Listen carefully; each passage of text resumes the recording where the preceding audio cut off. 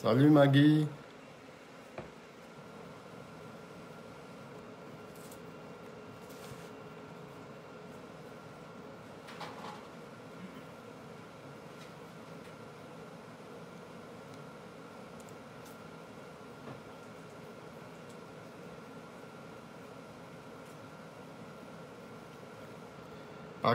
Partage le live. Les premières quelques minutes, c'est vraiment pour partager avant d'aborder le sujet de ce soir.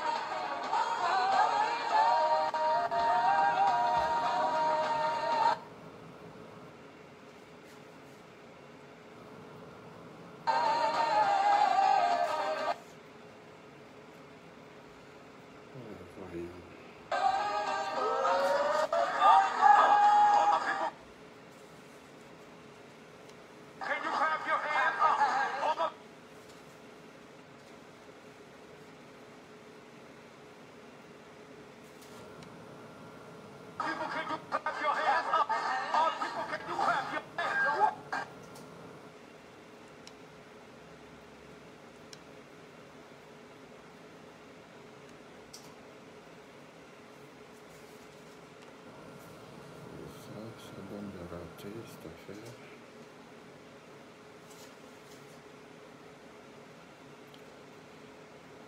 J'attends encore les réguliers, les personnes régulières qui ne se sont pas encore branchées.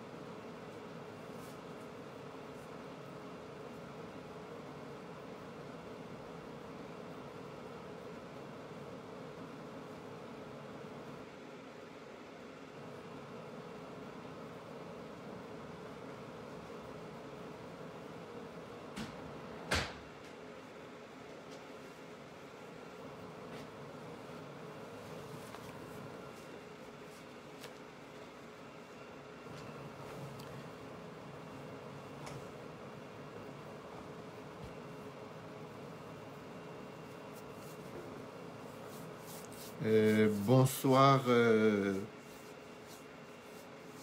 voir Potflé. Donc, on donne encore 5 minutes aux gens de se connecter et aussi de partager le live et on commencera sous peu.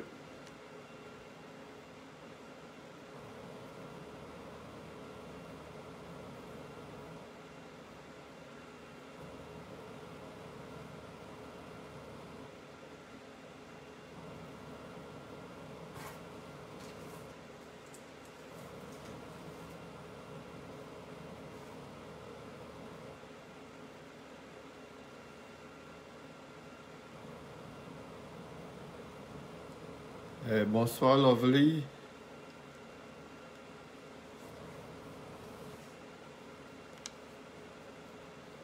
Bienvenue chez toi.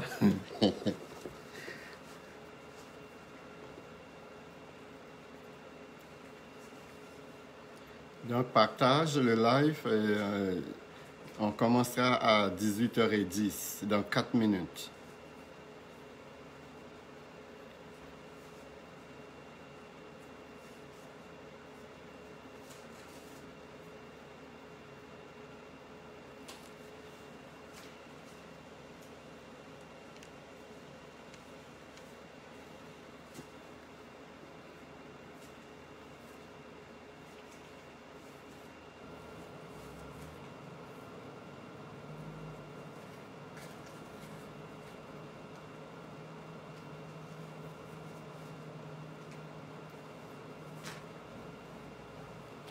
Et j'espère aussi que vous avez eu une bonne semaine.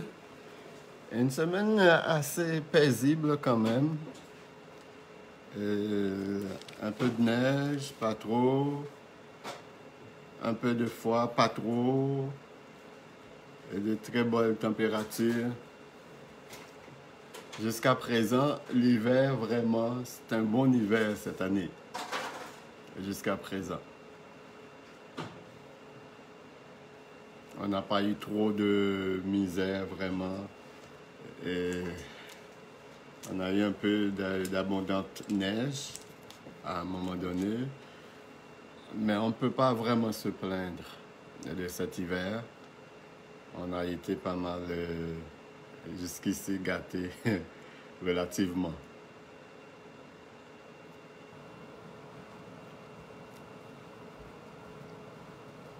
Voilà.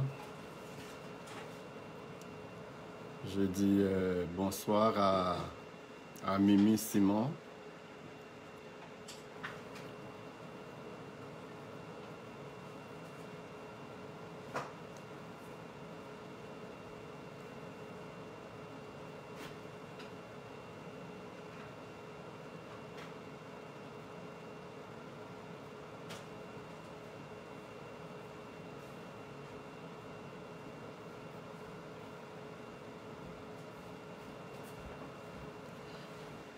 Dans une minute, 18h09, et chez nous, en Amérique du Nord, au Canada plus précisément, avec le décalage horaire, je sais que en Afrique, certains endroits, probablement il est 22h présentement, à d'autres endroits il est minuit, en Europe quelque part, en France, donc il est minuit. Et d'autres pays où l'heure est pareille qu'en Amérique du Nord, qu'au Canada. Même à l'intérieur du Canada, c'est un grand pays en termes de superficie. Il y a ce qu'on appelle des décalages horaires à l'intérieur du Canada.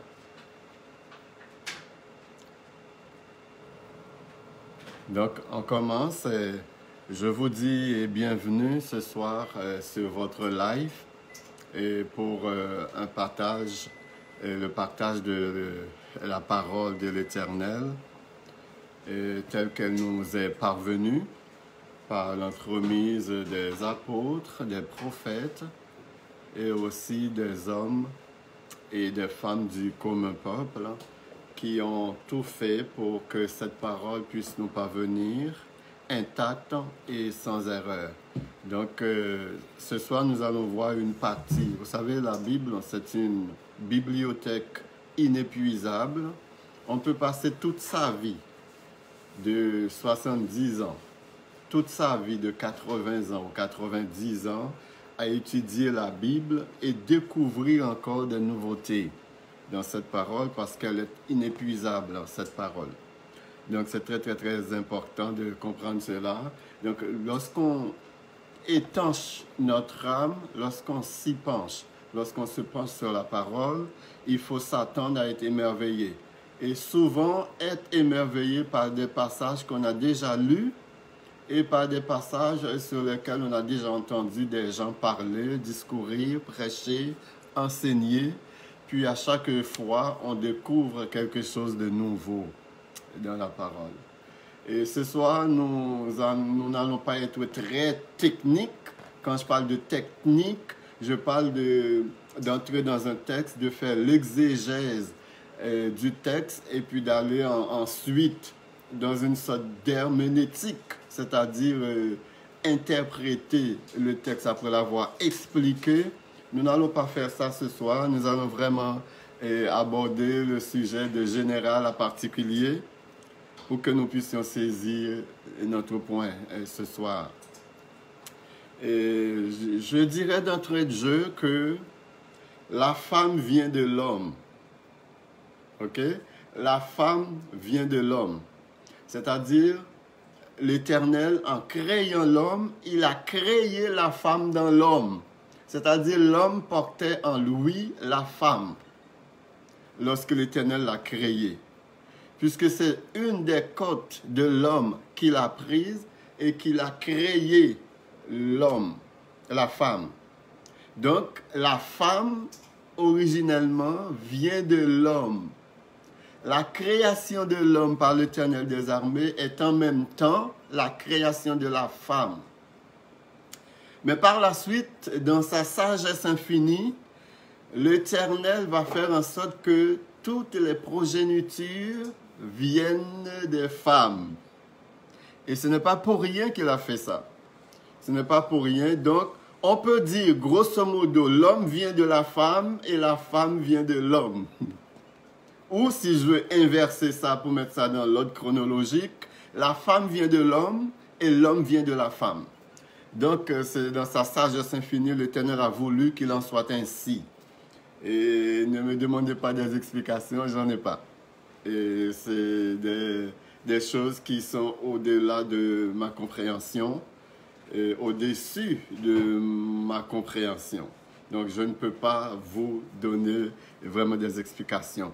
Et en faisant cela, l'Éternel voulait établir un équilibre, un clair équilibre entre les deux êtres. Et comme a dit ce grand philosophe dont je vais taire le nom ce soir, qui a dit « Aucun être ne peut être sans être un être, aucun être ne peut être sans être un être. » Donc l'Éternel a voulu que l'homme sache et qu'il apprenne, qu'il comprenne que la femme est un être comme lui et qu'il n'y a pas de supériorité entre les deux. L'homme ne peut pas dire qu'il est supérieur à la femme et vice-versa, la femme ne peut pas dire non plus qu'elle est supérieure à l'homme et cela peu importe leur niveau d'éducation, peu importe leur richesse, puisque l'être n'a rien à voir avec ce que tu as. L'être a à voir avec ce que tu es. Et en ce qui a trait à ce que tu es, les richesses n'ont pas vraiment d'impact à cela. Donc, un homme riche est égal à une femme pauvre, une femme riche est égale à un homme pauvre. Donc, il n'y a pas vraiment de supériorité intrinsèque entre l'homme et la femme. C'est sûr, à travers l'histoire, il y a eu beaucoup d'abus. Beaucoup d'abus, beaucoup. Et aujourd'hui, en plein 21e siècle, on assiste petit à petit à un renversement de la situation. Avant, c'était les hommes qui abusaient, Maintenant, petit à petit, on constate que les femmes commencent à occuper les terrains et à transformer le 21e siècle en vraiment siècle matriarcal. Parce elles ont vécu pendant des décennies, des siècles, des millénaires même, vraiment dans une période patriarcale. Alors maintenant, la situation semble s'équilibrer ou plus encore semble pencher vers la femme. Ce soir, on va voir que, bien que non féministe, il y a quelqu'un qui a fait la promotion de la femme plus qu'aucun être humain que la terre n'a jamais porté dans ses seins. Et il faut prendre ça très au sérieux parce que ce n'était pas quelqu'un qui était un homme politique. Ce n'était pas non plus un philosophe. Ce n'était pas non plus un sage comme les sages de ce siècle, de ce monde. C'était vraiment un homme qui possédait toutes ses qualités et qui avait vraiment pour devoir dans sa mission de faire la promotion de l'être qu'on appelle la femme parce qu'il a constaté que cet être a été piétiné, cet être a été sous-valorisé et il fallait redorer vraiment l'image et rétablir, restaurer l'image de la femme dans la société pour que les êtres qui composent les descendants d'Adam puissent savoir que nous sommes tous égaux. Et quand on dit que nous sommes tous égaux, les hommes et les femmes, là je parle des valeurs intrinsèques. Je ne parle pas des domaines séculiers. C'est-à-dire, on sait qu'en termes de force physique, l'homme et la femme ne sont pas égaux. On le sait très bien. On sait très bien aussi dans d'autres domaines, la femme peut avoir l'ascendance sur l'homme et vice-versa. Et cela ne crée en rien un statut de supériorité pour l'un ou pour l'autre. Donc, c'est très, très, très important de comprendre cela pour comprendre vraiment nos propos de ce soir. Donc, la femme n'existerait pas sans l'homme, et plus tard, par la suite, l'homme n'existera pas non plus sans la femme. Donc, ce sont des êtres complémentaires pour le bon fonctionnement de la race humaine, des sociétés, des nations, des peuples également. Et je suis conscient qu'en disant cela, je vais à l'encontre de la croyance générale qui pense que la femme est celle qui donne naissance. Par conséquent, les êtres humains, les hommes et les femmes viennent des femmes. Mais originalement, la femme vient de l'homme. Et cela non plus ne donne pas une supériorité à l'homme. Jamais. Puisque ce n'était pas dans le plan du Créateur qu'il en soit ainsi. En ce sens, lorsque, après la création de l'homme, et que l'Éternel a pris une côte pour créer la femme par la suite, l'Éternel va donner la responsabilité à la femme pour les progénitures. Il aurait pu donner ça à l'homme, puisque la femme vient de l'homme. Il aurait pu continuer la tradition, faire en sorte que les êtres qui allaient venir après puissent provenir de l'homme. Il a décidé autrement. Donc, la femme a vraiment le grand privilège, même si souvent c'est dans la douleur, dans la souffrance qu'elle va enfanter, mais c'est aussi un très grand privilège de donner la vie.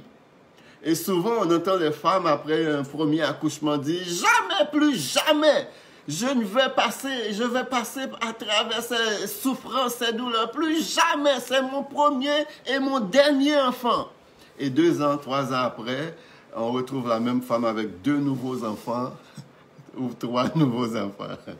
Donc, c'est un grand privilège qu'a la femme vraiment de donner la vie. C'est comme la femme participe avec le Créateur en donnant la vie, même si elle n'a aucun pouvoir sur le développement de la vie à l'intérieur de son ventre. Elle n'a aucun pouvoir sur le devenir de cet enfant, sur comment cet enfant va être, la couleur de ses cheveux, de ses yeux, son visage. Elle n'a absolument aucun pouvoir, mais elle en est la porteuse vraiment de cet enfant, de cette progéniture.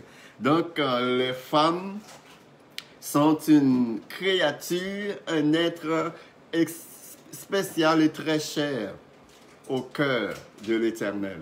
Et je suis fier d'en parler parce que je suis un homme. Donc, on ne peut pas dire que je prêche pour ma paroisse. Donc, je suis un homme. Si c'était une femme qui parlait ainsi, on dirait, mais c'est normal de parler ainsi, vous êtes une femme. Et là, je suis un homme et je me sens très à l'aise d'en parler et de parler ainsi parce que je me mets du côté du Créateur en parlant ainsi. C'est toujours cela que le Créateur a toujours voulu, que l'homme et la femme soient vraiment sur un même pied d'égalité, fonctionnent sur un même pied d'égalité. Et donner la vie, c'est vraiment pas quelque chose de petit. C'est vraiment pas petit. Donner la vie parce que le ventre de la femme, c'est le plus grand laboratoire de toute l'histoire de l'humanité. Puisque c'est dans son sein, dans son ventre, que va se développer un fœtus, une boule sans aucune forme, une boule informe, chers amis, qui va se développer, des mains vont sortir, des pieds, une tête, une bouche, des yeux, tout ça, des oreilles, des cheveux vont se développer. Et c'est un laboratoire que même jusqu'à aujourd'hui, la science ne peut pas arriver à bout de ce laboratoire parce que c'est un laboratoire extrêmement complexe. Extrêmement complexe. C'est un système, c'est le système. Le ventre de la femme, là, c'est le système le plus organisé de tous les systèmes naturels et artificiels qui existent. Donc, c'est très, très, très important. Je ne suis pas psychologue ou psychiatre, je ne suis pas sociologue non plus, mais on n'a pas besoin d'être des spécialistes pour comprendre cette réalité, chers amis. Donc, l'homme et la femme sont des êtres inséparables. Ok, ce sont des êtres inséparables. Malgré les difficultés qu'on voit aujourd'hui, malgré les divisions, les péripéties, malgré qu'on voit que l'homme et la femme vivent comme chien et chat, ou comme chat et souris, mais ce sont des êtres, et souvent j'entends des gens qui disent que je ne peux pas vivre avec lui ou avec elle, et en même temps je ne peux pas vivre sans lui ou sans elle. Donc, je me rappelle d'une chanson de Charles Aznavour qui dit que dans sa chanson, il dit un beau matin, je sais que je me réveillerai différemment de tous les autres jours. Et mon cœur libéré enfin de notre amour. Et pourtant, ajoute-t-il, je ne peux pas vivre sans toi. Pourtant, je ne peux pas vivre sans toi. Même si je sens que en fuyant loin de toi, c'est là mon bonheur, mais je dois revenir parce que je ne peux pas vivre sans toi. Et d'autres, les plus négatifs, vont ajouter que la femme, c'est un mal nécessaire. Non, la femme n'a jamais été un mal, il ne le sera pas. C'est vraiment pas une façon d'aborder la femme. Et la femme peut en dire autant aussi pour l'homme. Parce que la majorité de la maltraitance que les êtres humains ont connue ont été faites sur la femme par les hommes à travers l'histoire. Donc c'est maintenant, les choses commencent à vraiment s'équilibrer avec avec l'évolution, tout ça, le monde entier qui est devenu une planète globale, puis si petit qu'on est connecté, interconnecté à travers le monde. Et donc, ça commence vraiment à s'équilibrer dans certains pays. Il y a quasiment aucune différence entre la femme et l'homme à tous les niveaux. Dans d'autres pays, ils traînent encore les pattes. Ils semblent être très en retard par rapport à l'évolution, où les femmes sont encore maltraitées, où les femmes sont encore traitées comme des esclaves ou comme des gouvernantes, comme des bonnes dans les maisons. Donc, mais c'est une tendance qui tend à changer vraiment à travers le monde. Donc, si un homme maltraite une femme, il se maltraite lui-même. Et aussi, au revers de la médaille, si une femme maltraite un homme, parce que ça existe aussi, des femmes macoutes qui maltraitent des hommes, eh bien, lorsqu'une femme maltraite un homme, bien, la femme se maltraite elle-même, parce que l'homme est dans la femme est dans l'homme. Donc, c'est un peu important de comprendre cela. Donc, la philosophie que doit adopter l'homme et la femme, c'est une place pour chacun et chacun à sa place. C'est sûr, ils ont des caractéristiques différentes, les hommes et les femmes. C'est sûr, il y a ce gars qui a écrit ce livre, l'homme vient de Mars, la femme vient de Vénus. Donc, pour dire en quelque sorte qu'on est différent. On est différent. Mais nos différences ne doivent pas nous diviser, mais nos différences doivent nous renforcer, nous rapprocher. Les différences, ce sont des points qui devraient nous souder encore plus ensemble que nous séparer ou nous diviser, vraiment. Donc, si ce simple principe est vraiment respecté, c'est l'harmonie partout. Certainement pas la perfection, parce que partout où il y a l'homme, il y aura toujours de l'hommerie. Ça, c'est certain. Et à cause aussi du péché, de l'introduction du péché dans le monde, qui fait en sorte que rien ne sera parfait. Mais on peut quand même, à travers cette imperfection, vivre en harmonie. Parce que peu importe notre sagesse, peu importe notre bonté, peu importe notre pureté, peu importe nos valeurs morales, peu importe nos valeurs intrinsèques, peu importe notre éthique pure, on reste et demeure des êtres perfectibles. C'est-à-dire, on est des hommes. On va faillir de temps en temps, et cela dans presque tous les domaines. Donc ce soir, le sujet qu'on va aborder, c'est une femme syro-phénicienne, une femme cananéenne en quelque sorte, qui va approcher celui qui porte le nom de l'homme le plus compatissant que la terre n'a jamais porté dans son sein. Et la réaction de cet homme par rapport à cette femme va nous surprendre, comme j'ai dit dans le sujet. Sa réaction par rapport à la demande suppléante, la demande de la femme avec l'âme va nous surprendre. Et ceux qui sont des bébés spirituels vont être chavirés et vont tomber dans la confusion, vraiment, en sachant, en entendant les paroles de Yeshua à l'égard de cette femme. Chers amis, parmi les milliers de disciples qu'avait Yeshua, et la grande majorité étaient des hommes. La grande majorité des apôtres, mais tous les apôtres étaient des hommes, et la grande majorité des disciples de Yeshua étaient des hommes. N'oubliez pas, on est encore dans cette période patriarcale, lorsque Yeshua était sur terre, où les hommes semblent avoir l'ascendance sur la femme, malheureusement. Et parce qu'ils ont décidé ainsi, et faisant semblant qu'ils ne comprennent pas le plan original de l'Éternel, mais ça faisait leur affaire d'être des boss et de bosser les femmes.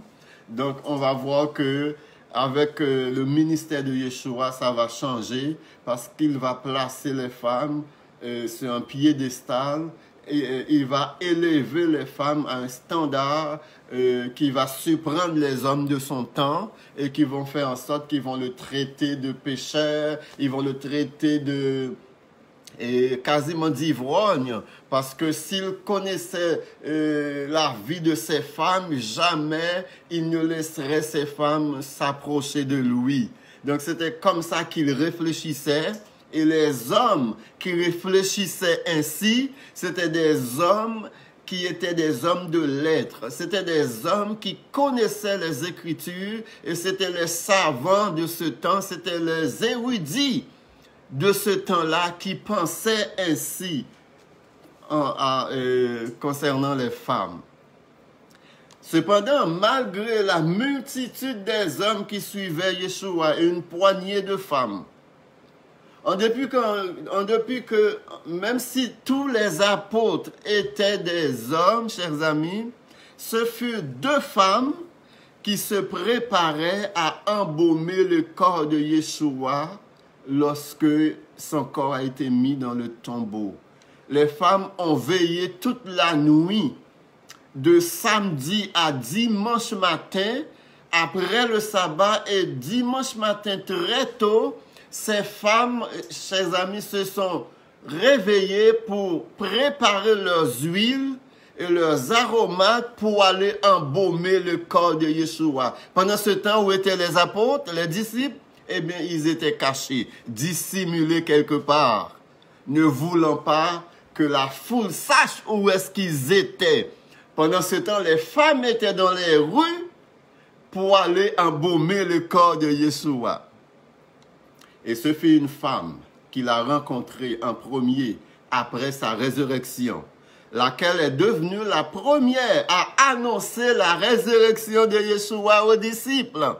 Ces disciples fainéants qui se dissimulaient dans un petit appartement, étant incapables de sortir par peur d'être pris à partie par la foule. Cette même foule qui criait quelques jours plus tôt, « Crucifie-le! Crucifie-le, que son sang retombe sur nous! » Eh bien, chose dite, chose faite.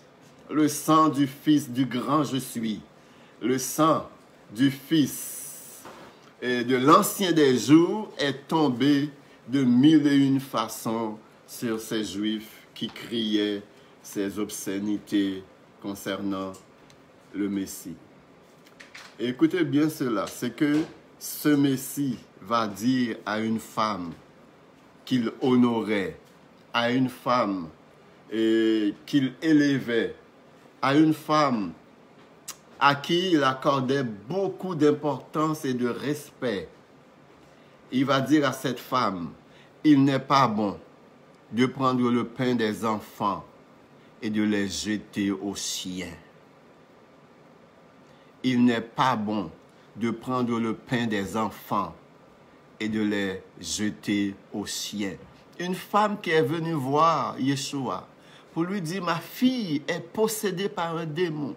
Je t'en supplie, toi dont on parle, dont toute la ville parle, comme quelqu'un qui a beaucoup de compassion, comme quelqu'un qui ne fait pas de différence entre un homme et une femme, comme quelqu'un qui donne beaucoup de valeur aux femmes. C'était même des femmes qui soutenaient financièrement le ministère de Yeshua pendant qu'il était sur terre.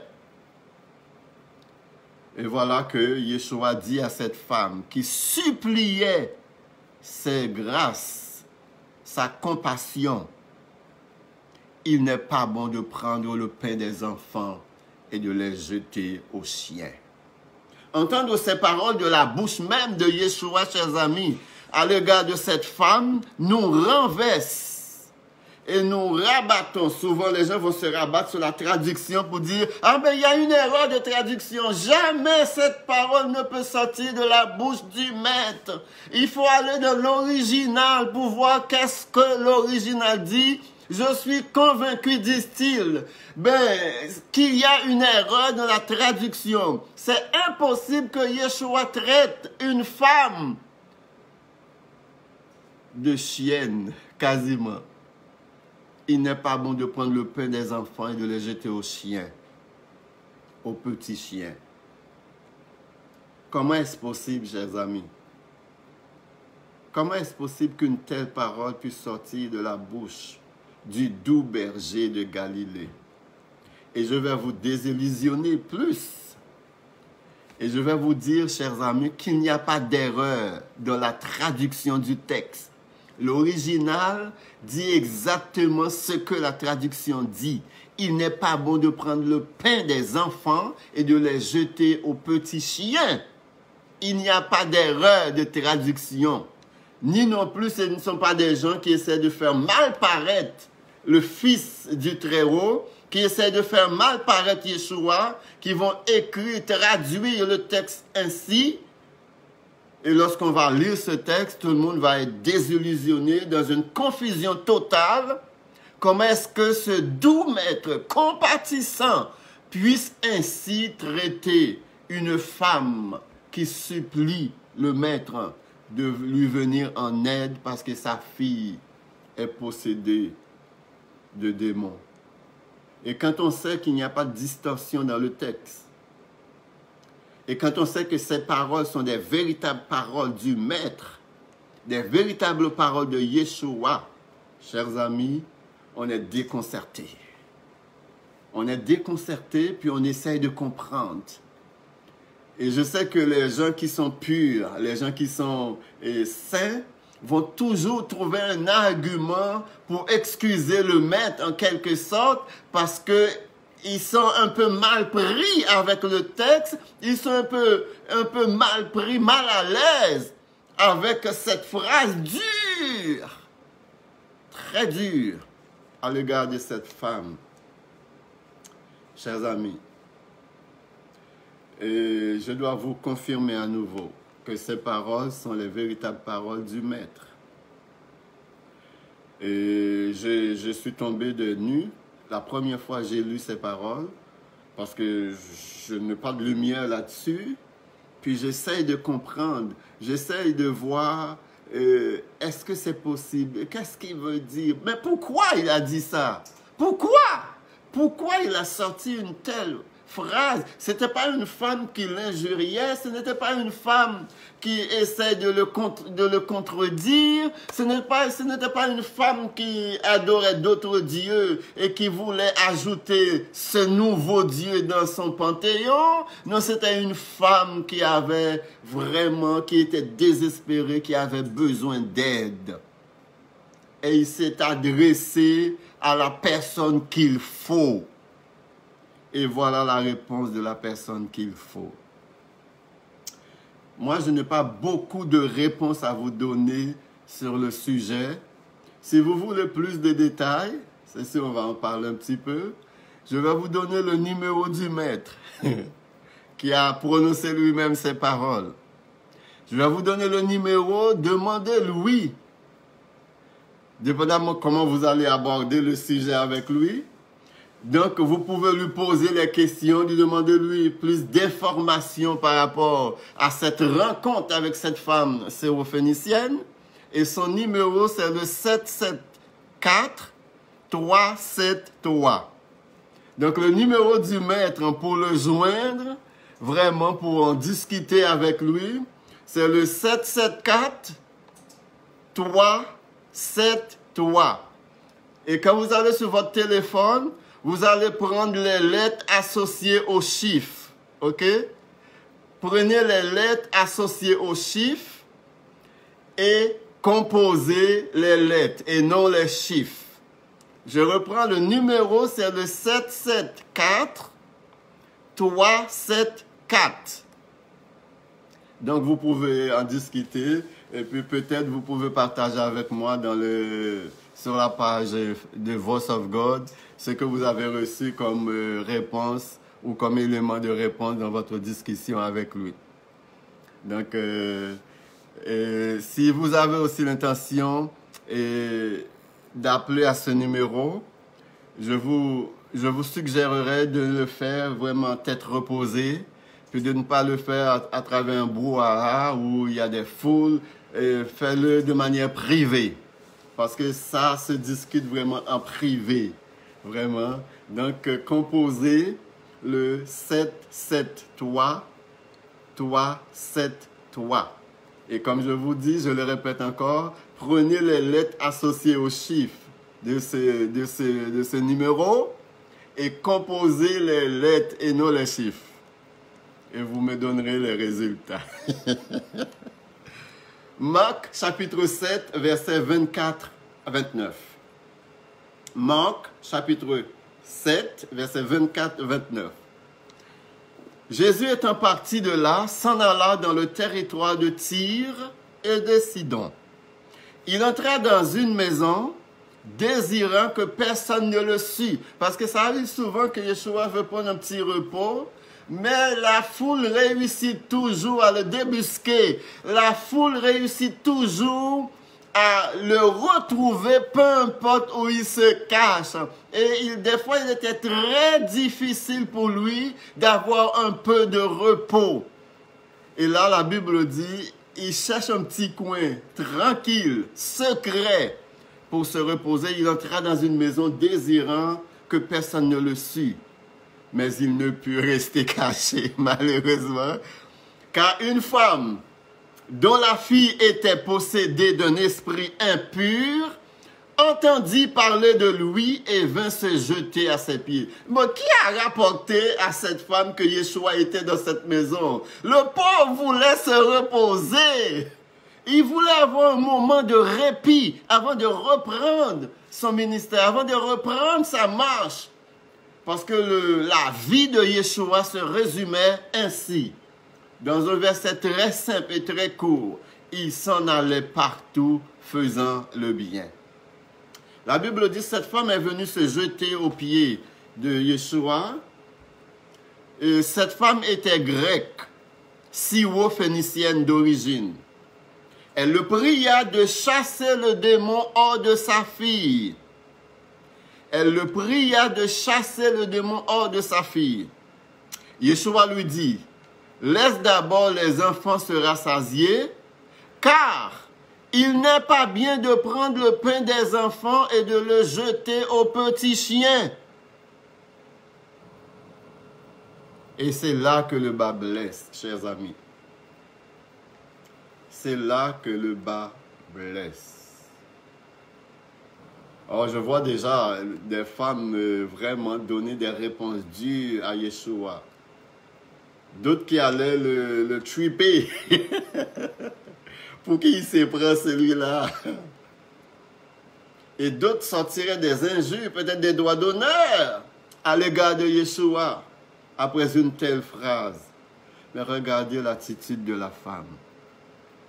Regardez l'attitude de la femme. Oui, Adonai, lui répondit-elle, mais les petits chiens sur la table mangent les miettes des enfants.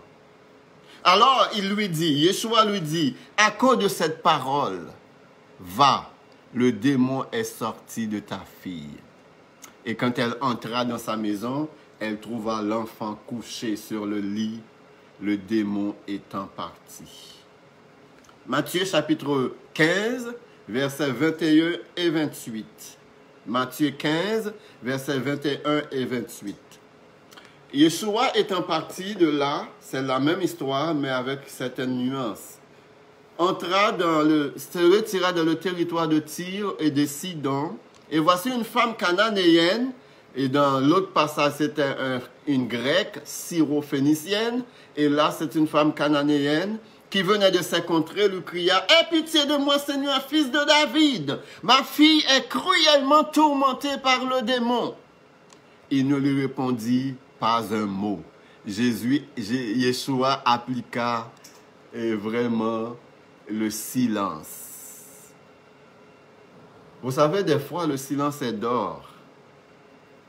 Sous une pluie d'insultes reçues sur toi par quelqu'un, la meilleure réponse à donner à cette personne, c'est le silence. quelqu'un qui vous invective, quelqu'un qui sort tous les mots F de son vocabulaire pour vous traiter de tous les noms, quelqu'un qui sort son dictionnaire de jurons à votre égard, le meilleur traitement à donner à cette personne, c'est un silence lourd, profond et durable. Mais là, ce n'était pas le cas. C'est une femme dans le besoin. C'est une femme qui crie au secours de toute son âme, de toutes ses entrailles, car elle était impuissante devant ce démon qui tourmentait cruellement sa fille. Et on connaît les entrailles de miséricorde d'une mère qui voit son enfant dépérir et est détruite par un démon et elle est impuissante. Et finalement, elle a trouvé la personne qui a la réponse à son problème, Yeshua. Et la réponse initiale de Yeshua était une réponse vraiment décourageante qui repousserait n'importe qui aurait un peu de dignité humaine en lui. Mais cette femme persiste. Cette femme résiste. Et elle ne succombe pas à l'orgueil. Elle ne succombe pas vraiment à ce désir naturel de répondre à l'injure. Et Yeshua lui répondit, je n'ai été envoyé. Premièrement, après sa politique de silence. Un mépris incompréhensible, un silence de mort, un silence sépulcral. Et je vous garantis, chers amis, ce silence a fait plus de bruit dans la vie de cette femme qu'un char de carnaval avec tous les instruments en train de jouer. Il y a certains silences qui font beaucoup de bruit, spécifiquement les silences de Dieu, les silences de Yeshua. Certaines fois, vous priez, vous jeûnez, vous vous lamentez pour demander quelque chose au Seigneur, pour demander une délivrance. Eh bien, il applique la politique du silence. Et là, vous êtes désemparés. Vous ne savez plus vers qui vous tourner. Parce que la personne qui a solution à votre problème applique à votre égard la politique du silence. D'aucuns diraient, il n'y avait absolument aucune raison d'appliquer cette politique du silence à l'égard de cette femme, car c'était une femme désespérée qui s'est approchée de Yeshua.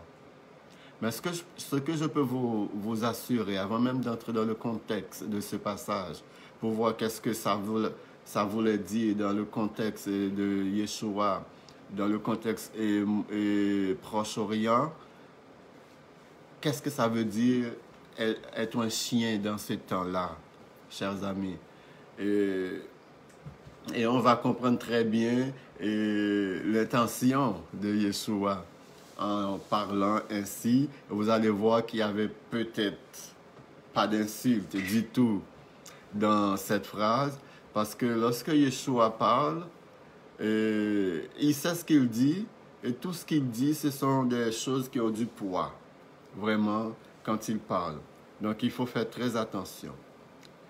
Il ne lui répondit pas un mot, et ses disciples s'approchaient. Même les disciples étaient gênés pour Jésus. Même les disciples en avaient marre, en quelque sorte, de voir le silence, le traitement du silence que le maître a appliqué à cette femme. Ses disciples s'approchèrent et lui dirent avec insistance, c'est-à-dire le silence de Jésus était lourd, le silence de Jésus était long, parce que les disciples ont dû insister pour qu'il sorte de son silence. Et là, les disciples ont dit, renvoie-la, maître, car elle crie derrière nous. C'est-à-dire, pendant que Yeshua adopte cette attitude de silence, pendant qu'il applique ce traitement de silence, la femme n'a pas cessé de crier. Et probablement, elle criait la même chose. Yeshua, Jésus, fils de David, aie pitié de moi. Ma fille est cruellement tourmentée par le démon. Elle criait ça à gosier ouvert. Parce que Yeshua n'est jamais seul. Il est toujours entouré au moins de ses disciples et au plus d'une grande foule. Et quand tu es entouré d'une foule, ce n'est pas une foule silencieuse. Les gens parlent, les gens marchent et ça fait du bruit. Donc il faut crier fort pour que le maître entende. Probablement cette femme a dû se vider de toute son énergie à force de crier devant le silence du maître. Mais elle était déterminée à obtenir solution à son problème. Et à force d'insister, à force que les disciples ont insisté, et Yeshua dit à cette femme, et ce qui ne va pas plus aider cette femme, moi j'aurais préféré sa politique du silence, son traitement du silence par rapport à ce qu'il va dire. Il répondit, je n'ai été envoyé qu'aux brebis perdues de la maison d'Israël. Mais elle vint se prosterner devant lui, disant, Seigneur, secours-moi! Elle n'a rien entendu de ce que Yeshua a dit. Elle n'a rien entendu. Elle ne voulait qu'une chose, la délivrance de sa fille. Peu importe les insultes, peu importe les disciples qui étaient tannés, que cette femme crie autant après eux, et ils sont allés voir le maître. Probablement, ils étaient un peu frustrés contre le maître, les disciples. En disant, mais maître, avec insistance, mais voyons donc, dis quelque chose, renvoie-la. Ils n'ont pas dit, réponds à son besoin. Ils n'ont pas dit, exauce-la, mais renvoie-la. C'est comme, pour les disciples, la femme devrait juste tout simplement être renvoyée. Renvoie-la, car elle crie derrière nous. Mais Yeshua qui sait que cette femme ne crie pas pour rien. Même si dans la tête des disciples, c'est un problème dont il faut se débarrasser, pas un problème qu'il faut résoudre. Yeshua prend son temps. Et la phrase ensuite qu'il va dire à la femme va être une phrase qui tue, la phrase qui tue, comme on dit. Il répondit à la femme, il n'est pas bien de prendre le pain des enfants et de les jeter aux petits chiens. Oui, Seigneur, dit-elle. Verset 27, Matthieu 15. Mais les petits chiens mangent les miettes qui tombent de la table de leur maître. Alors, Yeshua lui dit, femme, ta foi est grande, qu'il te soit fait comme tu veux. Et alors même, sa fille fut guérie. Chers amis, beaucoup de gens vont lire cette phrase-là. Lorsque Yeshua dit « ta foi est grande », mais ils ne vont pas prêter attention à la lourdeur de cette phrase, à la grandeur, à la sublimité de cette phrase-là que Yeshua dit à cette femme. Et cette phrase, chers amis, vient d'effacer tout ce qui aurait pu être, bien que ce ne soit pas le cas, insulte de la part de Yeshua à l'égard de cette femme. Juste cette petite phrase, ta foi est grande. Chers amis, dans cette petite phrase, ce que Yeshua veut dire, et ce que le texte ne nous dit pas, il faut vraiment avoir un esprit de discernement pour comprendre. Et il faut comparer les Écritures. Et aussi, il faut un peu connaître les langues sémitiques, l'hébreu, pour saisir la profondeur de cette petite phrase. Ta foi est grande. Chers amis, lorsque Yeshua dit ça, femme, ta foi est grande, le mot foi ici et grande ici est identique à la même foi qu'Abraham avait. La même foi qu'Abraham. C'est-à-dire une femme cananéenne, ou une femme grecque, ou une femme syro-phénicienne qui n'est pas juive. Chers amis, avait une foi égale à celle d'Abraham. Et les disciples ont compris cela. La foule qui entourait Yeshua ont compris la profondeur et la grandeur de cette phrase que Yeshua a prononcée à l'égard de cette femme. Femme, ta foi est grande, qu'il te soit fait comme tu veux.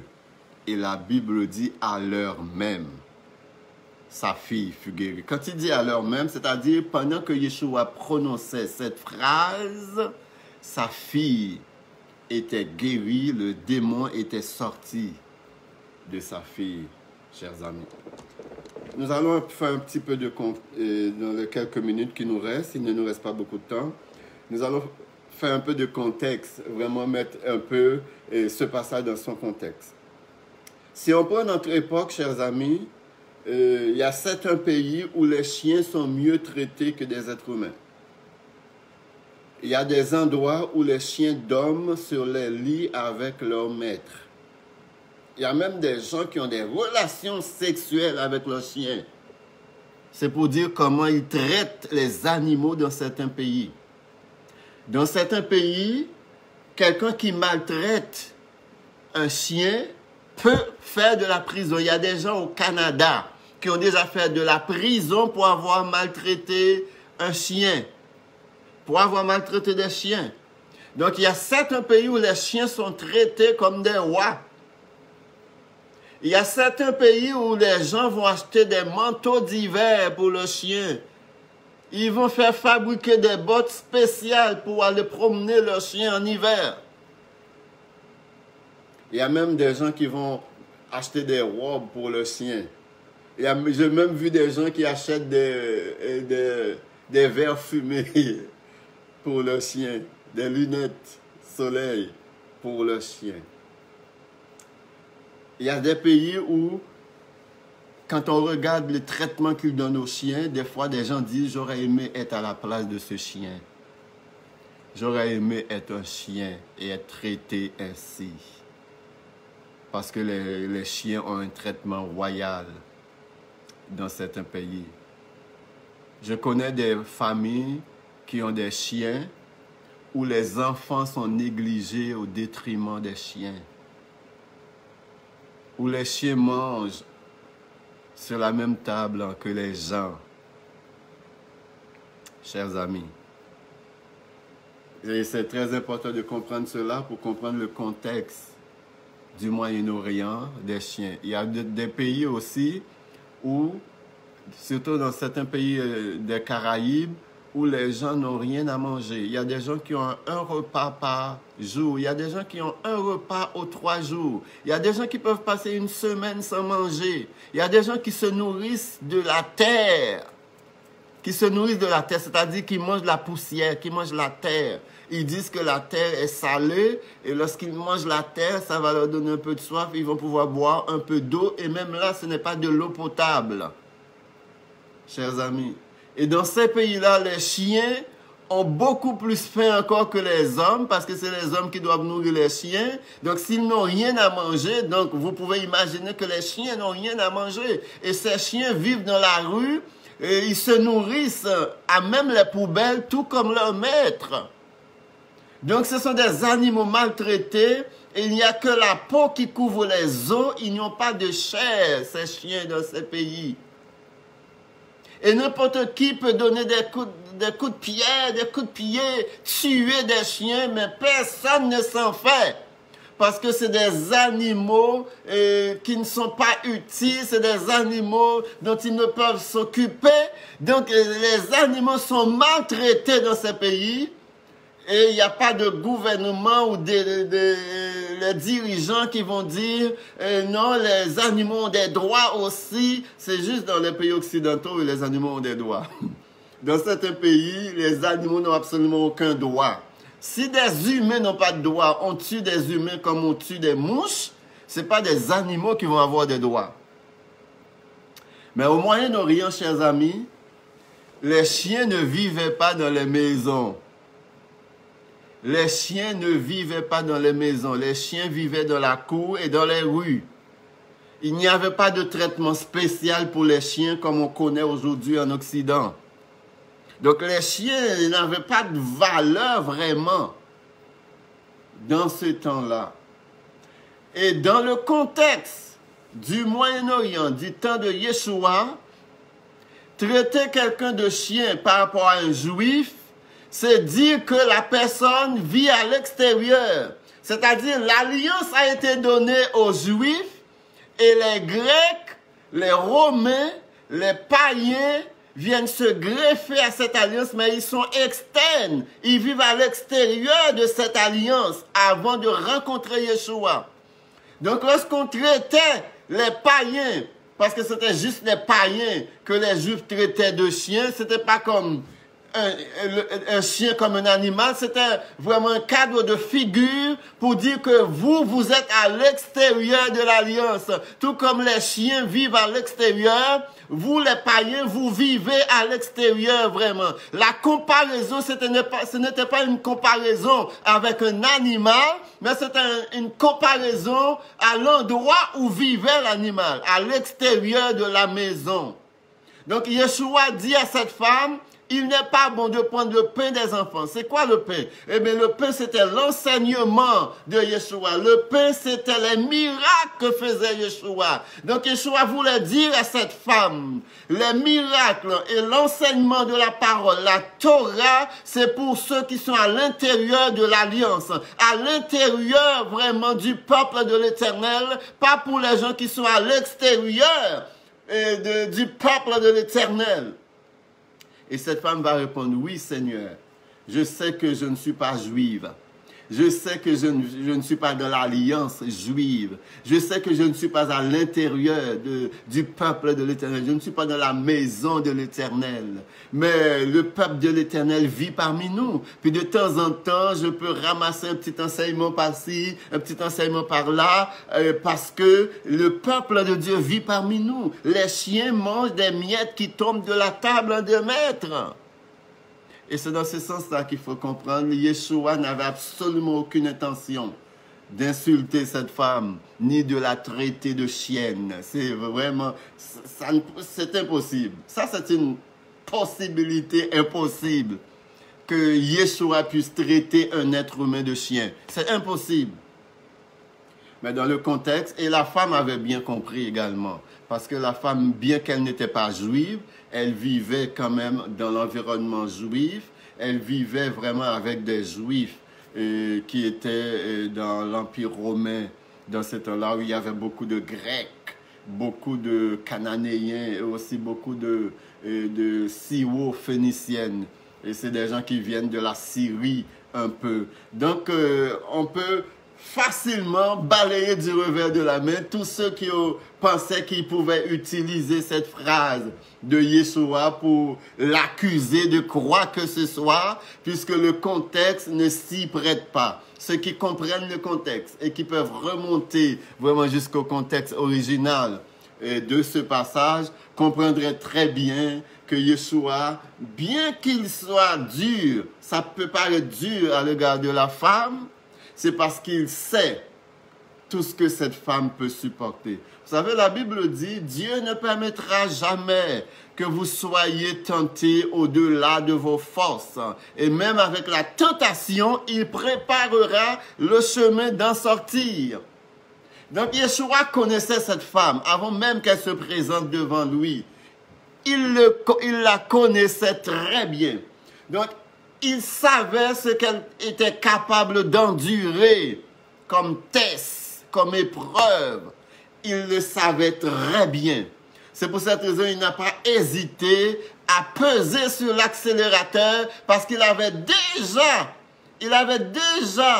pressenti, il avait déjà une grande idée spécifique de la grande foi de cette femme. Donc, il est allé jusqu'au bout avec cette femme, et cette femme a prouvé à Yeshua qu'il avait raison, comme il a toujours raison. C'était une femme de grande foi, chers amis. Donc, c'est ça le contexte de ce passage. Lorsque vous allez relire ce passage, vous n'allez plus être étonné de voir Yeshua dire à cette femme, il n'est pas bon de prendre le pain des enfants et de les jeter aux petits chiens. Donc, Yeshua n'a pas traité cette femme de chienne, ni sa fille de petite chienne. OK?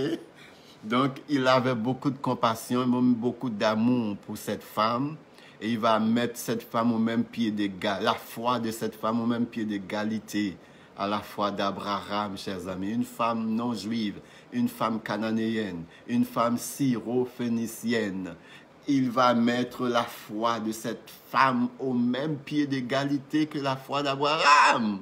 Et ça, c'est pas mince, chers amis, c'est vraiment pas mince d'être élevé au même pied d'égalité avec Abraham, qu'on appelle tous le père de la foi. Tout ça, qu'est-ce qui a poussé cette femme à faire tout ça? Eh bien, c'est sa fille. Ce sont ses entrailles de miséricorde. Eh bien, chers amis, quand on a des entrailles de miséricorde, cela développe en nous la foi. Parce que il y a des limites devant lesquelles on se retrouve. Il n'y a que la foi qui peut nous sortir de là. Cette femme n'avait qu'un but en tête, retrouver le Maître.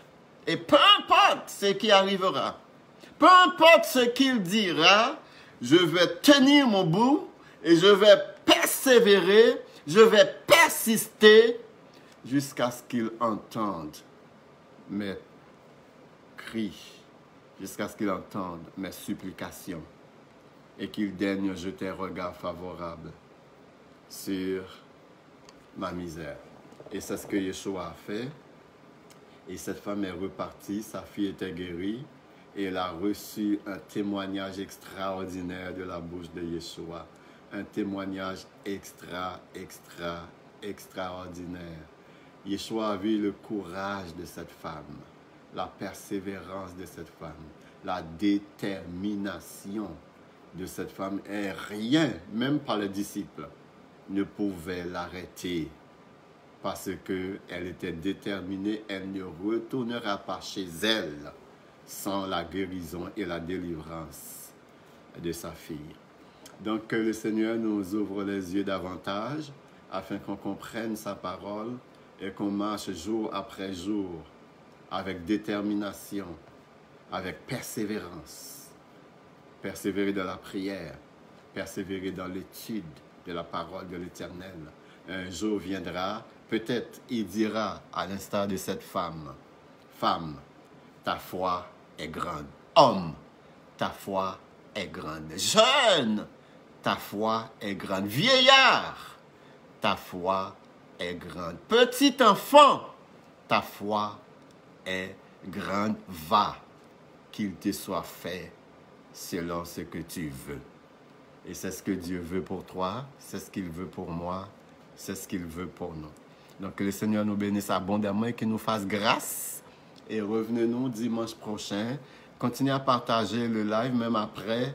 Vous pouvez quand même continuer à le partager avec tous vos groupes, vos amis, les membres de votre famille, pour que tous soient au courant de la vérité de la parole de l'Éternel. Cette parole qui ouvre les yeux, qui nous illumine et aussi qui nous met en relation avec l'Ancien des jours, l'Éternel des armées. Passez une bonne soirée sous le regard divin de notre bon berger Yeshua HaMashiach.